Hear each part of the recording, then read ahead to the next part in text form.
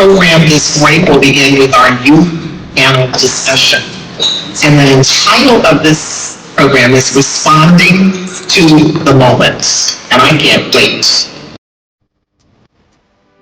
So we're going to jump right into our questions. Obviously, we are in a presidential election year, and I'd love to hear from the panel. What are you all seeing to the biggest challenge to voting right now? So on my campus, we are facing a few challenges. One of the challenges that we are facing is showing students that their vote matters and that their vote can make a difference. An example that recently we've been able to bring up is we would have had someone who visits our school all the time, works with our students, and who would have been for us in the school district. She lost her vote. She lost by one vote. We would have had someone who's on our side for years if we just got on the vote. That's one thing that we constantly bring up. For me, I speak from the age where I'm not legally allowed to vote, but I can tell you that a lot of the times my friends, they are experiencing a lot after me. And that scares me because if it starts while we can vote, when it's time for us to vote, we won't do it. I have the perfect scores. I have all of that. But that is not my story. My story is so much more than that.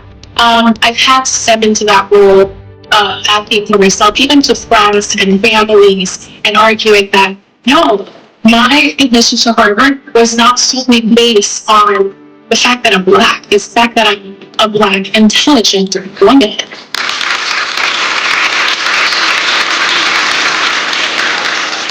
But there is a harm in that. The fact that I have to continuously explain myself and justify why I'm in a space like Harvard. The harm of racism is that it distracts. It puts students like me and other students of minority backgrounds and LGBTQ plus background in a position where we continuously have to justify our place in Raleigh instead of being in the library and studying. I think that has been really harmful to me because it's a choice that I have to make every day. Do I want to be out there rallying for students, showing time and time again that we deserve to be here, we deserve to be in spaces in college? Or would I much rather be in the library? We have to be advocates. We don't get the choice. We have to advocate for ourselves. We have to advocate for financial aid. That should not be the case. There should be policies in place to protect us. Just like our white counterparts, we should be able to freely go to college and simply get an education. But we don't get that privilege. We also have to be the champions. We also have to be the advocates. We also have to stand up for our friends. We should simply be students, and I think that is one of the biggest hurdles. Black students can't simply be students. We have to be the leaders. We have to be the ones in class explaining racism and systemic injustices in our country. We should simply be allowed to be students, happy, and living our lives.